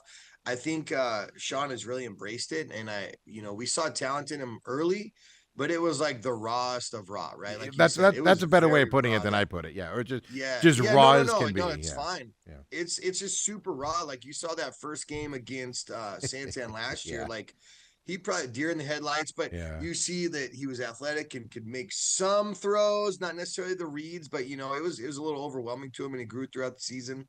And this season he's really grown. He's like, and it takes a while, right? It's such a cerebral game. Everybody thinks it's like line up and knock each other. Like it is. Yeah. But at the same time, as a quarterback, it's a pretty cerebral game, and it takes a while to develop. And if you're not doing that from a young age, you got a little bit of catch-up time, and he's done a really good job at it. Yeah, well, I always say, even at the high school level, like, the other guys get paid too, right? So, their job is to confuse you and do it to that perspective. I mean, we're going from Sean there, who's just had a great season with what he's doing. Obviously, Stefan, Isaiah Stefan, and the running backs are just phenomenal. They hit those holes hard and knock some guys back. One of the compliments I've been seeing about you guys, and I haven't made it to any of your road games this year, and a couple of one of your home games there, but one of the things I'm seeing about you guys, and I take it as a compliment. Some people are complaining about it, but you guys hit hard. Your physicality is good out there. It pops on film. When I watch the film, it pops when you're there. You can hear it, and at a two-way level, you don't hear that and don't see that all the time. And I'm seeing people just, a couple people, were chiming up saying they go above and beyond to hit it. You guys don't get dirty, but you will hit somebody on the other side and set that physicality level. That's obviously a tribute to the coaching staff and the way you guys coach them and things. But it's you guys have always been physical. It just to me feels this year's another level. Is it another level with these kids and things? I truly think it is, and you'll have to send me where they were talking about it. I take that as a compliment, Yes, right? So it's like now we're not teaching our kids to be like we're by far from a dirty team. Yes. We're farthest thing from. I want to that be clear on possible. that. I truly think that, don't see late hits. Yeah, no. I don't think You you know, said I don't that, see any right? of that I stuff. think- I see they'll hit a kid Yeah. if he's not paying attention. Don't get me wrong, Absolutely. but it's clean. Yeah. Hey, at the end of the day, it's football, right? And if Yeah. we get hit because we're standing around, we deserve it, right? We talk about that, right? So it's one of you'll have to send that to me because I really Yeah, want to I'll catch have up to on that. find it. So, It popped up on Sunday where a couple people were like, "Yeah, they really hit a couple of those kids, probably unnecessary," and those types of words, you know. But then when I watched the fair. film, I You was know like, what? Like, "There's nothing unnecessary there." our job is to play football and play through the whistle, right? And it's also like I think Chino Valley was like I really like their coach. Talked to him after the game for a long time. Like he understood with it. I think some other teams like they're not necessarily prepared or ready or at the level to play us, but we're never going to come down, right? So we have to be preparing at all times. I don't think our kids do anything that's dirty. I think we might have one of the nicest, most physical teams you'll ever see, which I'll take that all day, every day. Well, it's funny You because like know? literally they'll take somebody's head off, and then I'll be standing on the sideline, and they'll come over and they'll be like, "How you doing, sir?" And I'm just like, "You just ripped that kid's head off and made a huge block," and you're over here like being polite to me, like what? You know, and I think coaches preach that, right? It's like between the whistle and do all this stuff, and like my biggest thing is that like we coach physicality. Like we came on Monday, and usually Mondays are walkthrough day. Mm-hmm. And to whatever that happened, whatever was said on Sunday, I felt like we weren't physical enough, so we hit on Monday. Okay. Right. So we lined up and we're doing hitting drills because it's playoff time to us now. And it's like if you are standing around and the play is still going and we have a chance to maybe break another run or do something like that, we are not going to stand around. That's not going to be who we are, right? We're not going to do anything after the whistle, but we are not stopping at any time. And I feel like that's a tribute to the boys, but at the same time, they'll knock you down and pick you back up. Right? Well, that's the other side. Yeah, they don't stand over them. They don't Yeah. taunt No, anything to that effect. It doesn't Yeah. matter, right? Yeah.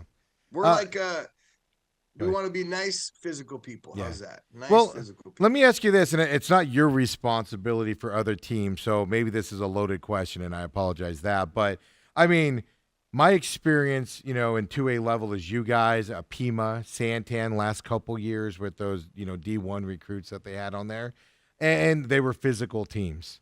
I noticed with a Yes. lot of other teams, they're not as physical, out there. Could be the amount of kids on their team, could be a lot of that stuff. But you being more physical, Pima being a physical team, even this year with Pima's struggles, was a very physical team to start the year, right? Santan's going to be physical still. I haven't seen them play yet. But do you think this level of physicality and this mindset on the 2A level, like you talked to the Chino Valley coach, is it kind of like an eye-opener to them? Like, we need to start being more physical here. I don't want to say 2A is a level where – people go out there and just kind of mull around, anything like that. But that's kind of the perception of it. It's kind of what I've seen out there for some of these teams. So do you think this will kind of change that physicality level for every team as they realize this is how we got to play if we're going to compete? I do. You know what? That's a great question. So I do. Answer for everybody, And by the way. Yeah, and I do because I feel like Cartwright does an awesome job. Wilkins does an awesome job. Lots down and Wilcox does there's so many physical teams. I do believe it's the buy-in and the effort of the coaches and the coaching sometimes that will be able to you're going to amplify things by how you coach. You're going to amplify how good you are, and you're going to amplify what you're good at and what you're bad at and what you get your kids to do. I love coaching young men. I love coaching football. In my twilight days, I hope I'm at Chino Valley with the Chino Valley head coach job, and I can kind of do something like that. Like I told my wife, I'm like, man, there's some cool areas over there. Like, let's retire up there, and I'll go up there and coach someday or something. But now you're starting. Now you're starting the SCA. I just felt a quiver around Scottsdale Christian. Other schools are getting excited. They're getting that coach fired now to get you out of here. No. Good job, man. I'm Good just saying, job. my twilight. I think it's a beautiful I think area up it's there, just right? Yeah. What's that? It's a beautiful area What'd up you say? there. It's growing like that's what I was crazy. saying. I was driving up there. It was awesome. I just think, that's a good question. I think there's so many good coaches, and there's so many coaches that just coach. Yeah. Right. And I think I talked to the coach up That's a there good way of from putting it. Chino Valley, and he's doing a great job. Like, they had won games last year, and now they won 4 this year. Yeah. Like, they hadn't won any games like the last couple of years, and they won 4 this year.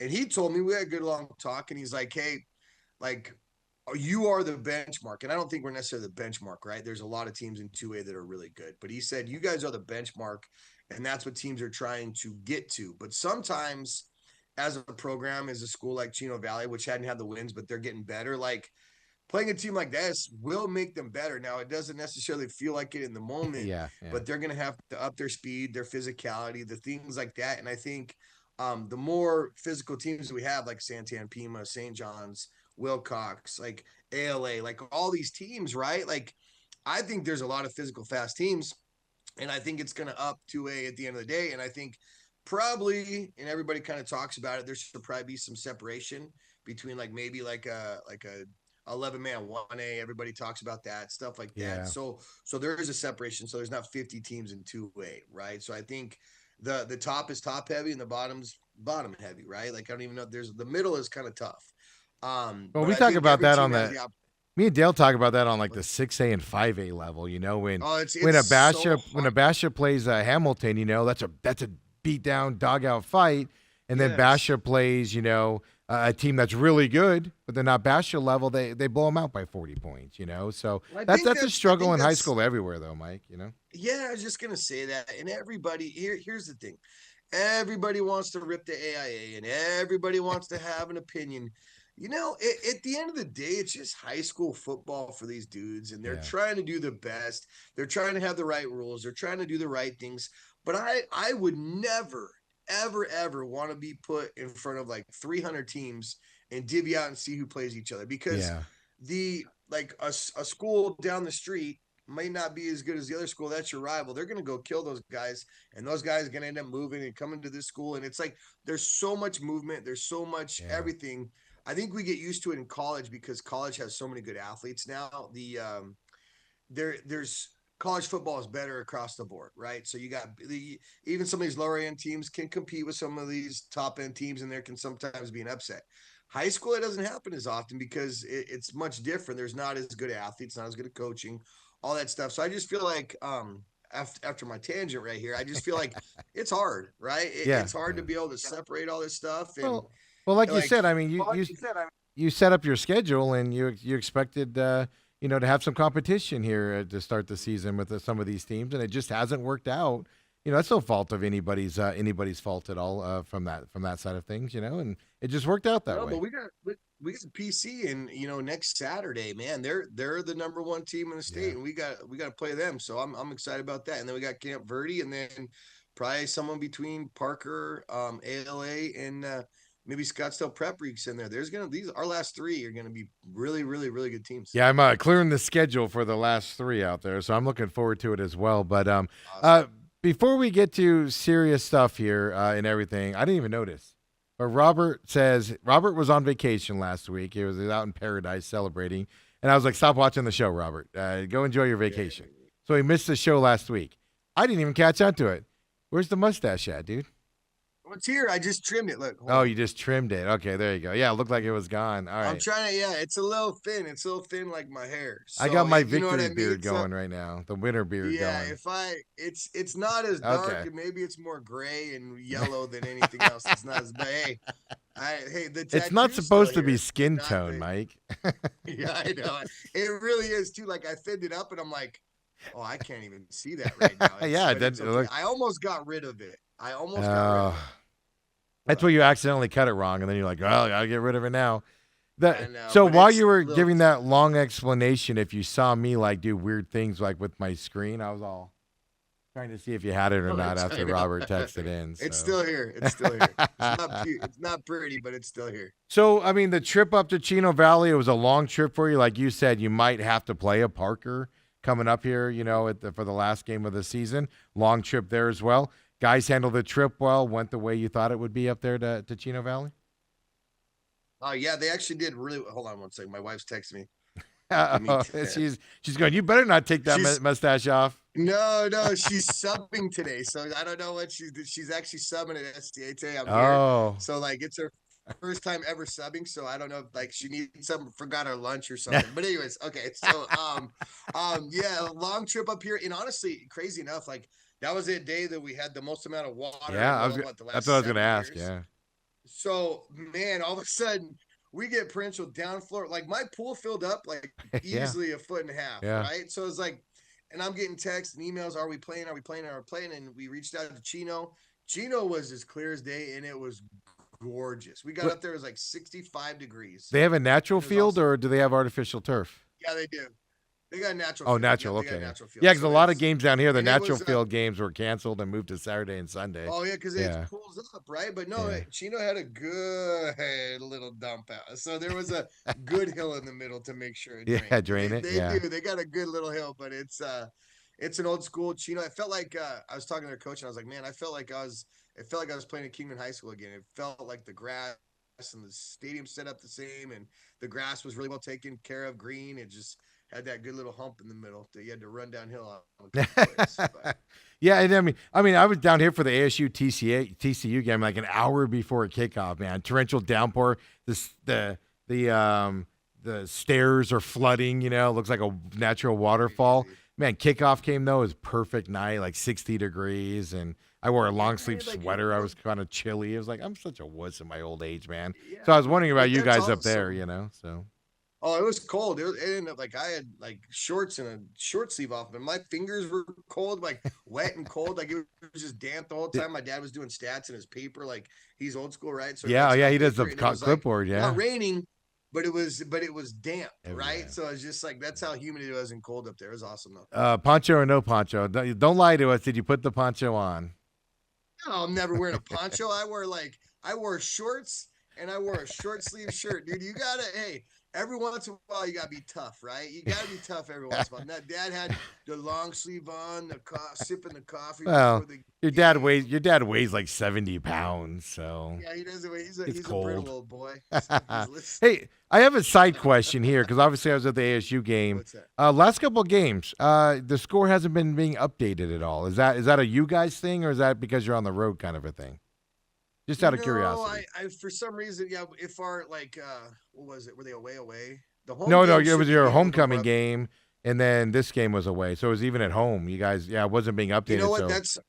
Yeah, I'll talk to the athletic department because Yeah. I feel like that should be done a little bit quicker. The Chino one's tough because nobody from the athletic department goes up there. Yeah, They're just yeah. a little bit further away. But No, we're that's home I was for curious if it was a weeks. away game, but it was your No, homecoming. it's not as well, us. but- Yeah, it is us, but it's just I guess we weren't updating it. I mean, the other side of it is you can just go. I don't know. Maybe you should come to games more often, Steve.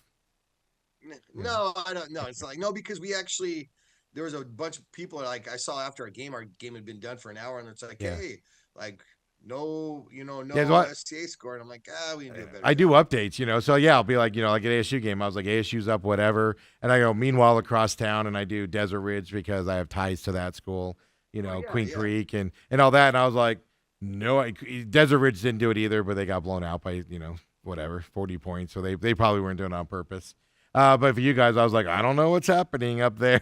I know we'll do better. Listen, that's actually Yeah. a good. That's good feedback. We do need to be better at that. Well, especially because we were expecting it to be a good game. Actually, when I woke up Saturday morning and saw it, I was like, oh, well, it didn't matter if they posted it or not, right? So I know. I thought But- I thought it was gonna be. They had some kids out and stuff like that, and our kids were excited. Man, Sean had 303 yards in Yeah. the first half, dude. It And he was threw the impressive. ball more than you guys are ramping up his throwing a little bit more. We talked about that last week. He got a whole 10, 11 throws last week.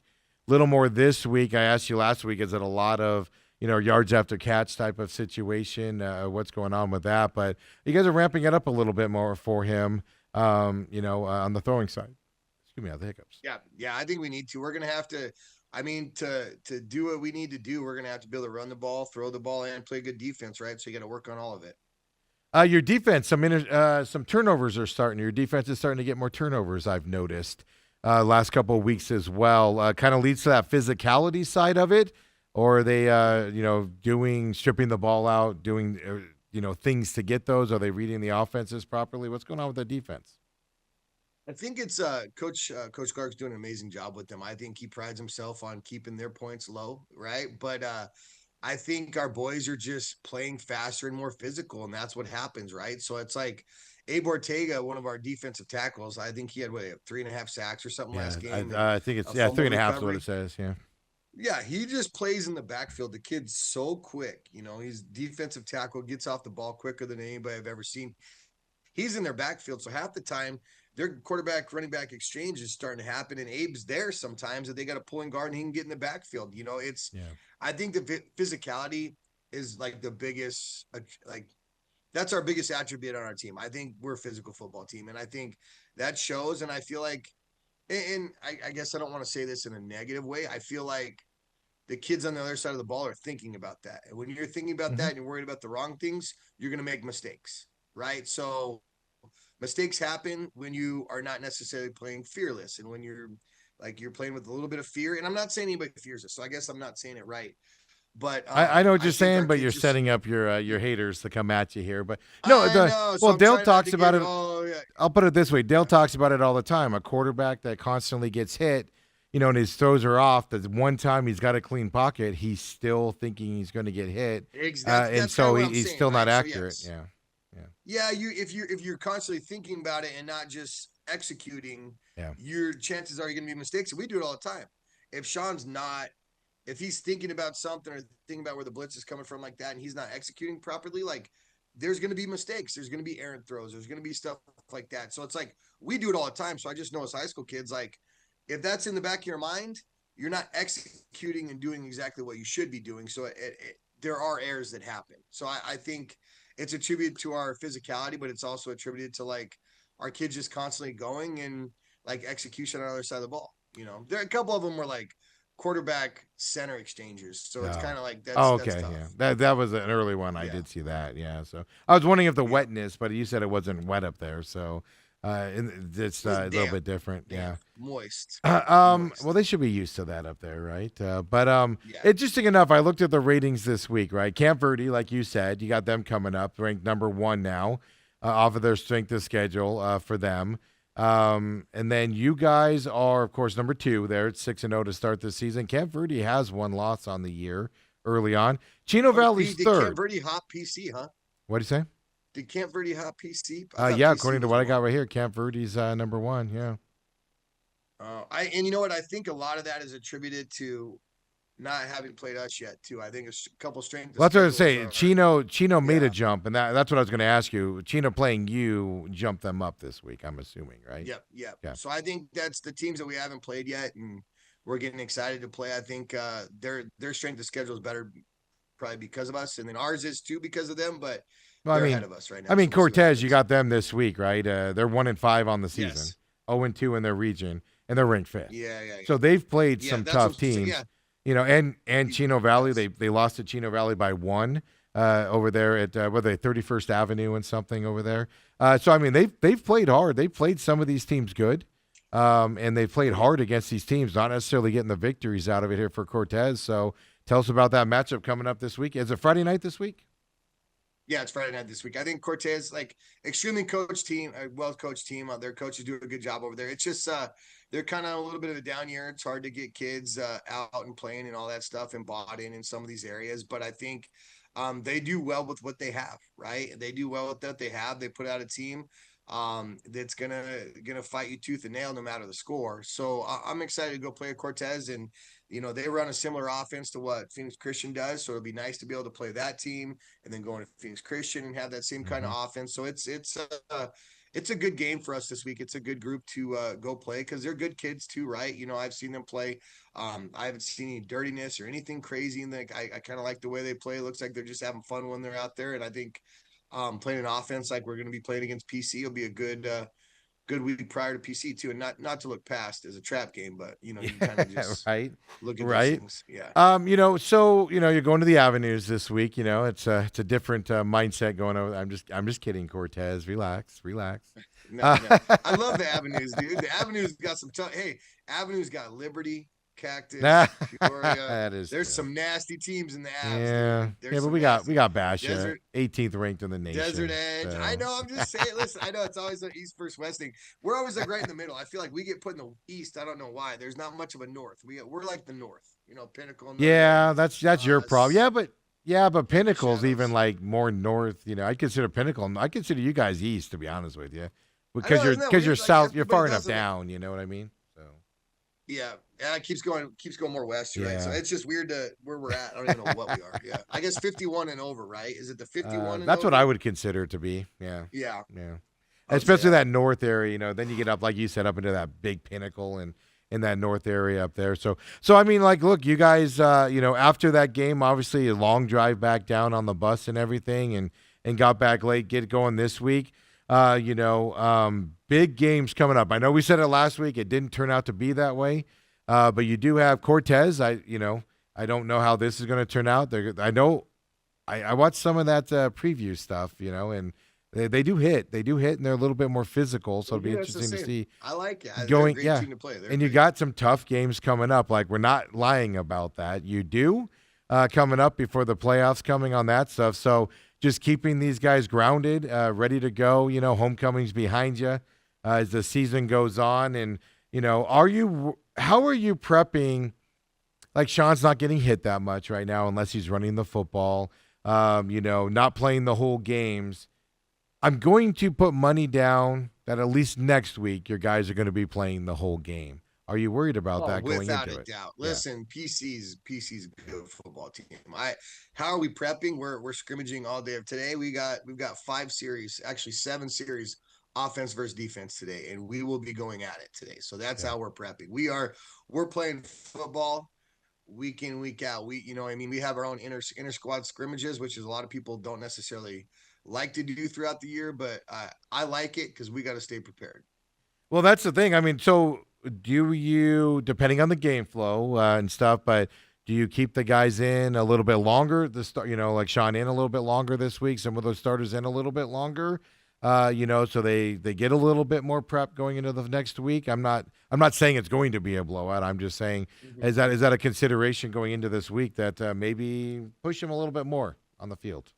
Yeah, I think it's time to unleash, right? It's time to kind of just be like, hey, let's go. Yeah. It's time for us to just kind of just keep playing football and play through, and whoever's on our schedule is on our schedule, but we got to do our thing from here on out. So we'll always kind of play it by the flow of the game, but I think it's time to go. And it's like, I think we're in a playoff mentality right now. We're coaching hard last night. We're going to coach hard tonight. So I think we're playoff mentality now. You know what I mean? Our conditioning's up. Our weight room's up right now. Our scrimmage and hitting and practice is a little bit up right now. So it's like we're getting ready for the playoffs, and I feel like we are in playoff mode right now. So yes. Robert says should grow in real good when you hit puberty, by the way, on that mustache. So, there's Robert. Tell Robert thanks. Yeah, and Tell he also Robert said, thanks. well, And you if can he tell. needs, ask tell him. Robert if I looked up the guy I got my tattoo from back in like Oh. 2020. And Cholo. The guy's no longer there. But He's if he needs probably some kind of dead. referrals He's up in probably Cholo, dead. yeah. He was probably 70 Yeah, years old and was like, I used to give tattoos in the Navy on the ship back in the day. I guess I can break it out again. You know, it's weird. He did it with like a pen like this, so I don't. Why is that? Get all not show- blurry. why Yeah. is that not blurry? Yeah. It's a He bit. did it with a pen like this, and like he was like licking it. So I don't know if that was proper or not, but we'll see. I didn't get anything. I don't think. He also says, I don't get disparaging the West Side. I just give the West Side a hard time. I don't hate it, but there are some areas you generally want to avoid. Is all I'm saying on that West. There's some of that on the East Side too. I get it. From there, last thing for you, we always end there with your Bears. You know. Oh, I love it. Caleb Williams is literally probably one of the top quarterbacks in the league right now, and nobody can deny that. They cannot like him, but they cannot deny it. Rome Odunze has more touchdowns than any wide receiver right now. Their defense is playing a little bit better. Obviously, you got to do the things to win, and I love Ben Johnson. And yes, the halftime thing that he said, he's 100% correct. Hold on one second. Yeah, he's 100% correct. He's got to shoo He's somebody off 100% there. Correct. Sorry, no, my wife's here. Hey, Oh, baby, you get her on. Introduce the masses to your wife. Back to the screen. Come here. No, come here. Here, hold on. She's like, I don't want to go on camera. There you go. See, look at that. Look at that. Say hello to son. everybody. There's a song about that. Isn't there a song about that? Anyways, go ahead. What? no, Your go wife ahead. is blurry? No, she's a teacher. So, Oh. anyways, Yeah, you're the one. You're the one at a Christian school, man. I'm gonna leave that up to you. I know. So, no, so as far as the Bears, probably the best team in the NFL now. They're 2-2 back. Them and the Chiefs are the only two teams that have started 0-2 back to 2-2. Caleb's playing phenomenal football. Defense is playing better. Run game's going good. Matt Crosby probably might be the best freaking defensive player in the NFL, and we saw that. But I think they're rip roaring ready to go. I'm excited to keep watching the Bears and the Eagles, my Eagles, the rest of the year. So You guys win 2 games in a row and have a bye week this week. And look at the Bears fans. Best team in football is all I heard out of that. oh, look, hey, you can't deny it. You can't deny it. Let's go. Ben Johnson's going to be coach of the year. Caleb's going to be maybe up for NFL MVP at the end of the year. It's going to be awesome. I will tell you this. Comeback player of the year. I'm sweating the under 8 that I have with you. I'm sweating it a little Dude, bit. that's demolished. That is and they should be 3-1. So we'll see when they play the Vikings again. They're going to beat the Packers twice.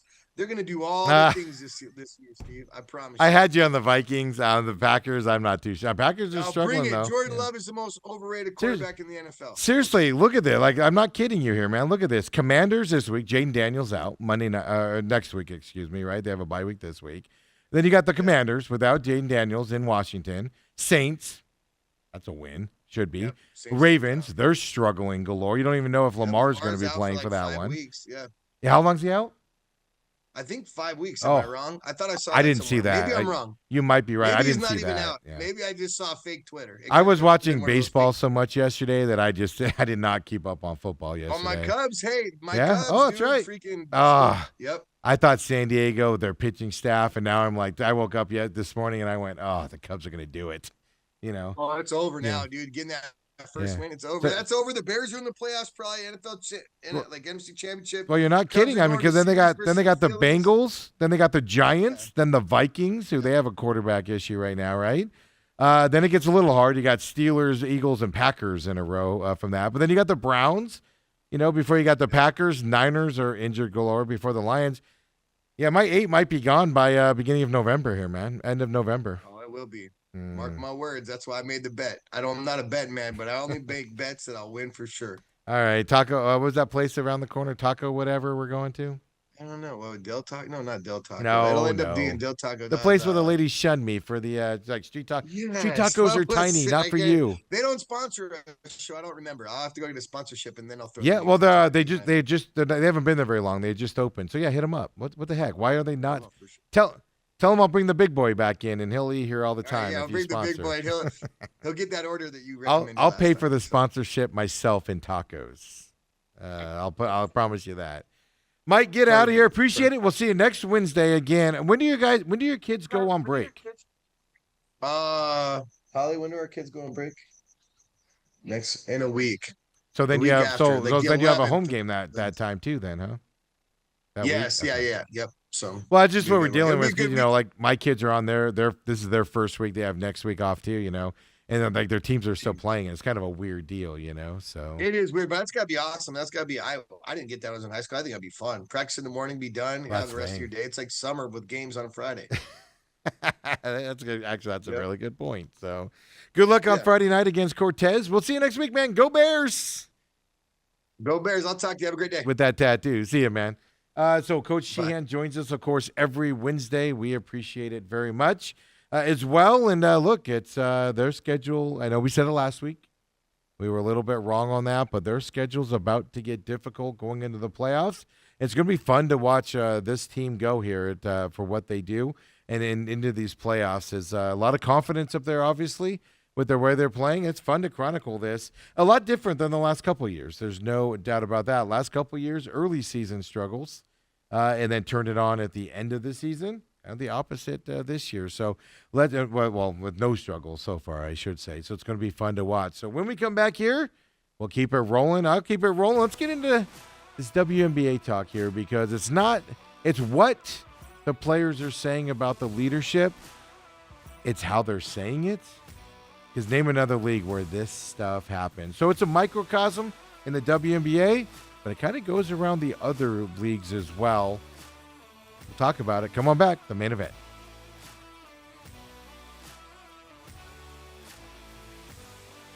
Two updates here. Of course, Mike Sheehan joins us here Wednesdays for the Coaches Show at Bird's Eye View. We appreciate it very much with him out there. As look, we're getting closer and closer to high school playoffs coming our way here in the football side of things. But two breaking news here as well. One, it is official. The good news, we'll start with this. It is official. Sun Devils are going to London against the Kansas Jayhawks here coming up. September 19th, 2026. First ever college football game over at Wembley Stadium, of course. Very iconic stadium over there in London as well. So it is official for next season. It will be a Kansas Jayhawk home game, just so people know where it's going to be. My issue with it is, if I had a complaint, to be honest with you, it's fantastic. Just September 19th date. Normally you do these games to begin your season around Labor Day. You know, my kids are going to be in high school those days. So, like, if we were to go, we'd have to miss some school to go. Not that, whatever. I'll try not to get myself in trouble. But just the date of it is kind of like, but it's the first Big 12 game as well for both of these teams going to that. So that was officially announced by Sun Devil Football. Those rumors are there as well going in today. And then the bad news out there. We told you the Adam Schefter report earlier on Trey Benson. Banged his knee, status unknown. Darren Urban is out there from Jonathan Gannon saying this morning, running back Trey Benson for the Cardinals will go on IR starting now. He will return this season as well, but that means Trey Benson's out at least 4 weeks. So that leaves D. McCardo, Michael Carter, Bam Knight as your running backs going into this season. I told you I had a bad feeling about it. He didn't show up to practice after the Thursday night game, after having the weekend off. That set up a red flag. And then I had heard that they'd have running backs in and were working them out. Then on Monday, they also moved up Michael Carter early in the week from the practice squad. And I went, not good news, and it's not, folks. So IR there for Trey Benson. That is officially coming down from Jonathan Gannon, and I saw it from Darren Urban, but Jonathan Gannon said it also there in his press conference for him coming up. By the way, Robert, your West Sider there, and I looked up Cortez High School. I wanted to say it was Glendale and 31st Avenue.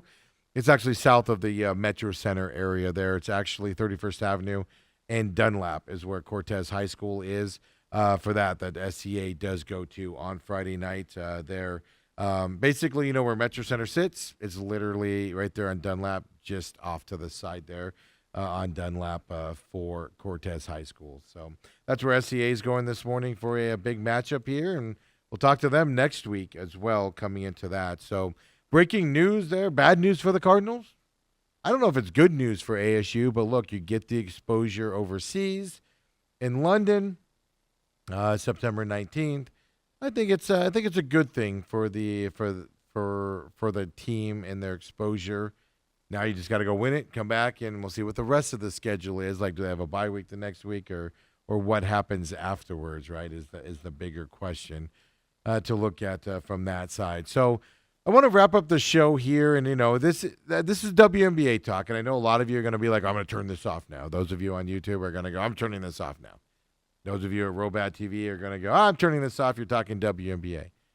There's a bigger story to this than the players ripping the executives around the WNBA, namely the commissioner. I took a couple things. It's a 4-minute, 15-second, roughly, rampage by a very well-known player and a player representative for the Minnesota Lynx. Of course, got injured last week, officiating, etc. She goes and puts all the dirty stuff out there. So I'm going to play a couple clips for you here. And then I want to talk about this is one, it's just how shocking this is compared to other leagues, what's happening in the WNBA. This is the other leagues clamp down so much on what is said about officiating, the commissioner, owners. They clamp down a lot on it. WNBA, it's like the wild, wild west right now. Well, if you missed it yesterday, one of their star players, right? They call her Fee, right? As she gets out there. Well, she goes to a press conference. Like I said, 4 minutes, 15 seconds long. They've been eliminated from the playoffs. We now know it's the Aces and Mercury tipping off Friday night. By the way, I think the Mercury's home games are Wednesday and Friday of next week. It's a best of 7 series is what we're looking at from that side. Well, here she is talking about her conversations with the commissioner on officiating. At Unrivaled this past February, I sat across from Kathy and asked how she planned to address the officiating issues in our league. Her response was, well, only the losers complain about the refs. She's not wrong. I mean, the winning teams complain, but they don't complain as much because they won. She's not wrong. The problem is a commissioner should not be saying that. If that was her response, a commissioner should not be saying that.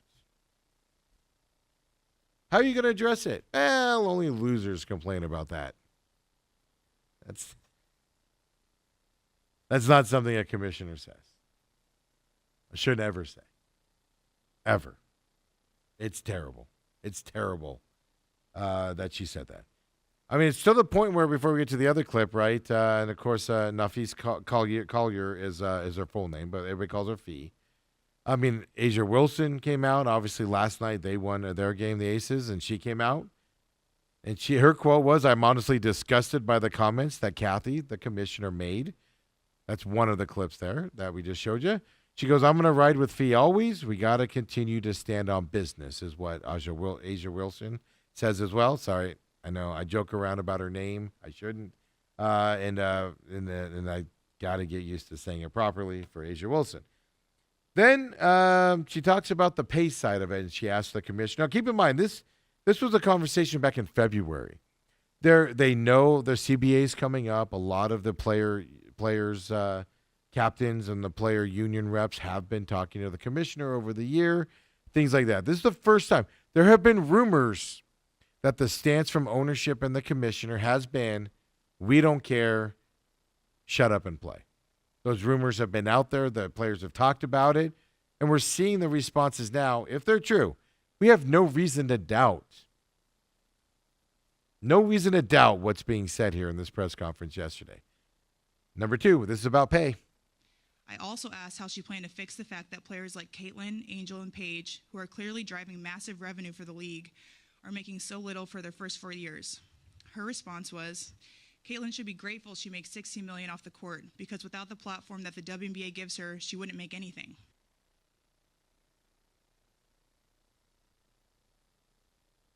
There's no reason to doubt what she's saying is true. We've heard rumors that that's the stance of the commissioner, and that's the stance of the WNBA league. We've heard those rumors. But if the commissioner actually said that stuff, and there's no reason to doubt it, she's got to be gone. Like, she cannot go into CBA negotiations, folks. She can't. CBA negotiations are starting. They can't. She cannot be a part of this process. And I was sitting back and thinking about this. And I didn't do a ton of research, so I might be a little bit off here. And this is kind of the angle I wanted to take on this. Find me another league where players go and sit down and say this stuff about a commissioner, about refereeing and umpiring, etc. You even come close to bashing an umpire in Major League Baseball, and you're suspended. Huge fines and suspended. And you get a talking to. You get told to knock it off. This isn't the first time. The Lynx coach just did it recently. Other players have done it as well. We know the officiating in the WNBA has not been good. We've known it all year. Caitlin Clark gets beat up on the court. Angel Reese gets beat up on the court sometimes.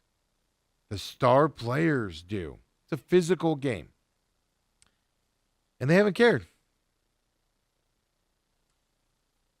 But to have a player rep, it's not just any player, go to a microphone and have something like 4 minutes and 15-second dissertation on not only what the commissioner said in private, their stance on it, and laying it out there. I'm not going to take a side on this either way. I implore you, if you're in terrible working conditions or you think you're in terrible working conditions, to speak out about it. A lot of people are on the player's side here because they are, quote unquote, underpaid, right? They can't make a livable wage for a whole year, making $40,000 a year. They have to rely on the other side while the league's making, I know before they weren't, but now the league with the things not out there. But you got to be careful here also on the player side. But the ownership and the commissioner are making a serious mistake here. If they let Kathy's her name, go and be part of these CBA negotiations. You just are. You cannot be saying that stuff to players. Well, you're lucky the WNBA is setting that up. Caitlin Clark made a lot of money with NIL in college. That had nothing to do with the WNBA. So twofold on this from my take. One, I kind of enjoy players having the freedom and a prepared statement here. It wasn't like the coach that went off. Have a prepared statement to attack, to say what's happening behind the scenes. No other league allows that to happen. Players don't do it. Coaches can get angry and say it, but they walk it back quickly and never talk about it again. That's the accountability I think we need. Same thing with umpiring and refereeing. We talk about it here all the time. Whatever league I'm commissioner of next, that league's umpires or referees are going to have press conferences after every game to explain their calls if there's people there that want to ask the questions. They're not going to be able to hide. There's not going to be a statement or a pool reporter. Everybody has to do it. But you cannot. There's so much bad blood here between WNBA players and the executive team here of the WNBA. I don't know how you go into negotiations if you're part of the WNBA ownership. You go into negotiations with your players. It's going to be contentious already. To where there's absolute, if that is what the commissioner said, there's absolute disgust about the players from the commissioner, and you cannot have that.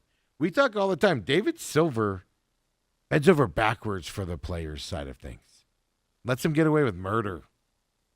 That's bad enough. You got to represent the league and be neutral. And Kathy, the commissioner, is not neutral at all from that perspective. But it just as a macro side, it's fascinating. WNBA, is it because they're a young league? Is it because it's the W? They seem that I was talking to Dale about this off air. Maybe we can bring it up tomorrow when he's back before Lou comes in. I was talking to him about it. I go in the 80 draft, like in the 80 strike, right? In the 82 strike or whatever it was in the NFL. There was a lot of players talking bad stuff about ownership and the commissioner, et cetera. It's part of the negotiation process, but not to this level. League scrap this. I'm fascinated to see where this goes from a macro point of view here. This is going to be a giant, contentious headache for the WNBA if Kathy is in charge of these negotiations coming up as well. Robert says, chime in. Remember, text us anytime, 623-252-6670. Hit us up on YouTube as well with your comments. Ethan Hammer made a couple comments. We'll get into that tomorrow as well about the show yesterday and everything. Well, comment wherever. We will see it. We will talk about it. But Robert says, at TME Sports Show and X, the WNBA has been nothing short of a nuisance for NBA owners since its inception. The commissioner cannot be allowed anywhere near the negotiations. And I agree with you 100%, Robert. Once that press conference happened yesterday, new commissioner. I don't care what you say. I don't care what it is. There's enough smoke around these comments and allegations of that they don't care about the players, they don't want them to pay more, etc. Those rumors have been out there. All Fee did was say specifically what the commissioner reportedly said. There's a level of distrust going into this that's bad. It's bad. I don't know what's going to happen. It's just going to be ugly. And it's going to get uglier. If it's this ugly now, folks, it's going to get uglier after the season ends. There's such a younger league. We're dealing with a lot of other social situations here as well. Is this going to turn people off of the W if it gets nasty? You do need fans to come back afterwards. It took a long time for the NBA with its story history to come back, fans, after Patrick Ewing and those guys said, we make a lot of money, but we spend a lot of money. A lot of that's happening out there as well. So just from the macro perspective in sports, the WNBA is a very fantastic site here. But also, this is why the leagues clamp down on what their players can say. The Angels, if you missed this in terms of baseball, the Angels fired their Washington's out there. Their GM is out there at Angels Land. So another team is not happy with the performance of their teams. The Rockies announced about an hour ago, Bill Schmidt has stepped down from his role as general manager for the Rockies. The Rockies have a bad roster. He put it together. Another example of teams not being satisfied with their team's performance and making changes to move forward. Another example there for you, Rockies, Angels, Diamondbacks. Let's keep it the same, folks. Let's go. This should infuriate you more than anything as a Diamondbacks manager. Everybody else is trying to improve their team. And the Diamondbacks are saying status quo is good enough. Robert does say, in terms of Cortez High School, you're not wrong. It is. It's about a mile south. There's a Quick Trip right there. But that's not the Quick Trip I went to where I had that problem before where I almost got maced by the security guy. Robert says, close to your favorite QT. Bet your buddy's still the security guard there. That was like 2 years ago, man. When that was like 3-4 studios ago at that point as well, from that perspective. But yeah, you're not wrong, Robert. You're not wrong. I haven't been to that Quick Trip since we haven't been in that area, man. After that, we moved down to the Park Central area for that year and a half or so, and then of course last time we were kind of in we were just outside of Central Phoenix here for the last year, and then of course now we're downtown Phoenix here as well. But memories of that day of the Quick Trip security guy threatening to mace a guy with me standing next to him because I just happened to park there. Memories. Hey, folks, McCollum on Business coming up at 11 o'clock today. My voice is better today, so we're going to do a pit stop today. By the end of the day, my voice has been trashed the last couple days, so we weren't able to do the look back pit stop. It's coming up today as well. We got news looking back at Kansas, so that's coming up. Robat TV as well. YouTube, of course, the free podcast system's coming up for you as well. So come and join us. Wherever you join us, share us with your friends as well. Yes, maybe tomorrow we'll speak a little bit about it. We knew there's less sports coverage here in the Valley with the radio station officially being shut down yesterday, Money Radio as well, and things to that effect. So those of you, I know a couple of you used to listen to us on the radio, me and Dale and our separate entities there, finding us again with that being shut down and stuff like that. So welcome back, first of all. Appreciate it very much. Folks, we're growing here, no doubt about it. So stay along with this ride. Let us know. Give us our feedback as well. We'll see you all next time here on The Main Event.